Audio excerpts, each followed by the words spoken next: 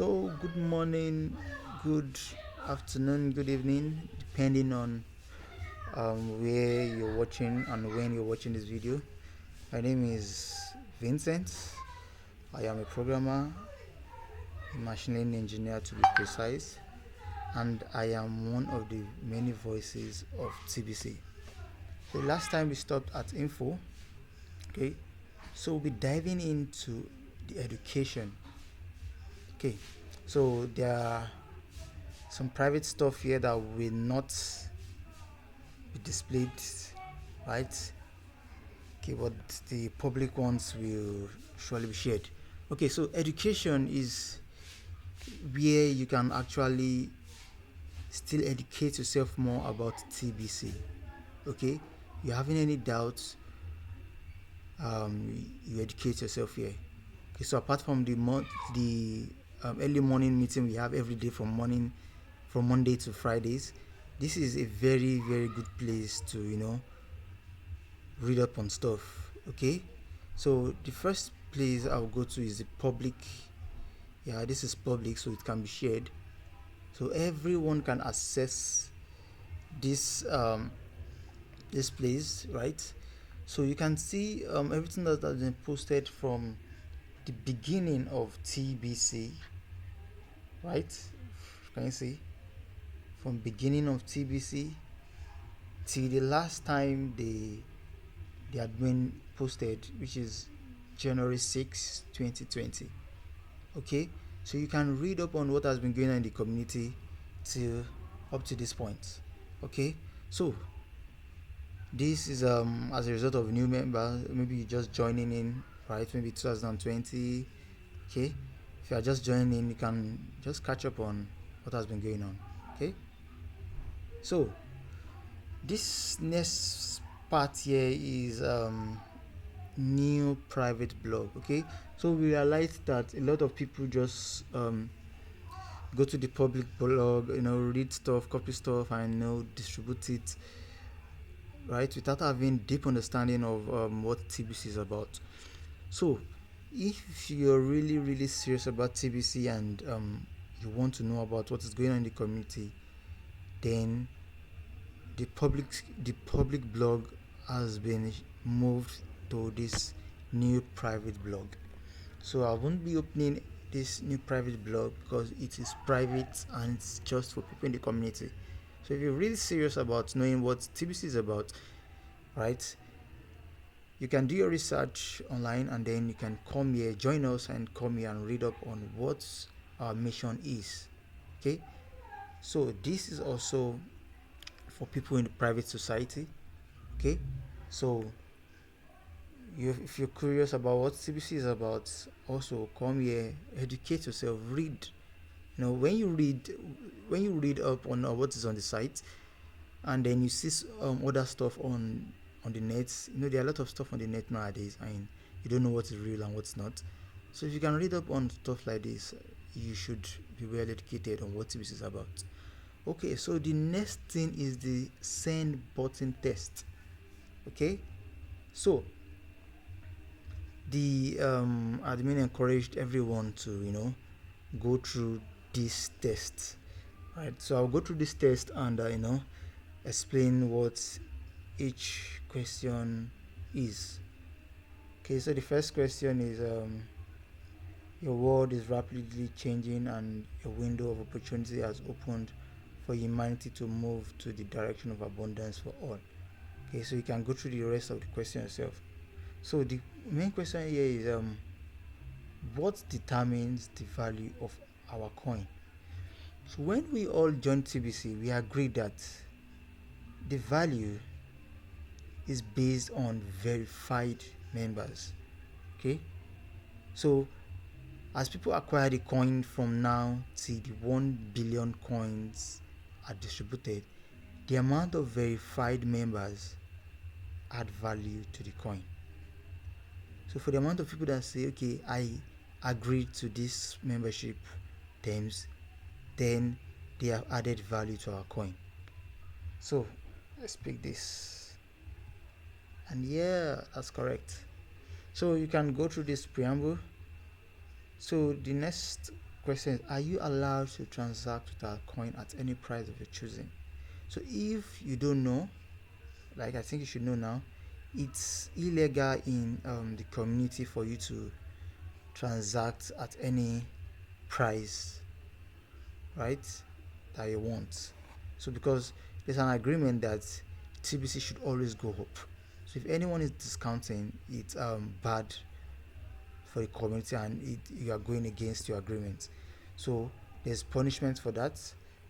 So the question is, no, our coin is part of a private community, and you have to conduct all transactions at the published current price only. Okay, yeah, and that's correct also.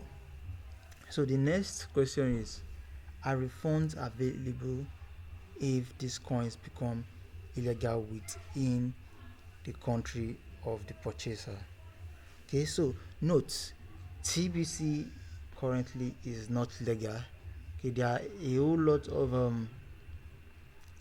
of what legal means and what illegal means. Okay, the fact that a coin is not legal doesn't mean it's illegal, right? So that means if you are accepting TBC, that means you are private, you are part of the private community, and that doesn't make you an illegal citizen of the country or something. Okay, so people in the society accept the community or for past payments, right? For now, so currently it's not legal, right? So if your country now goes ahead to tag TBC as illegal, there is no refund for the coin, right? Because TBC is not like one of the scam out there, right? So as a member, you are agreeing that even if your country tags the coin as illegal, you are not getting your refund back. And um, even if your country tags it as illegal, you don't really have to spend your currency, or the TBC currency in your country. That's why our online merchant app is coming in by September. You can spend it with other merchants around the globe. You know, buy stuff online and have them ship it down to your country. So that's the plan that is going to be rolled out by September. Okay, so the answer here is no. Okay, right, no. Yeah, that's correct also. So is it wise to challenge the power that's B by belonging to a private society that's chosen to go its own way towards the idea of abundance? Sorry. Okay, so yes, it's wise because the current system has claimed that there should be scarcity, and if you look at the world around you, there's nothing but abundance everywhere. So the idea of scarcity as um, is a plan for people that are up there to have more than most of the majority working, right? So, what TBC is bringing to the table is people should have, everybody should have enough, right? Not everybody has to suffer. Everybody has to have enough. Okay, so it's wise. It's wise. Okay, right. So the next question is: it possible to ever end poverty for all on earth? Okay, why some might say it's foolish, right? Why some might say it's simple. It's actually possible to have people live on average.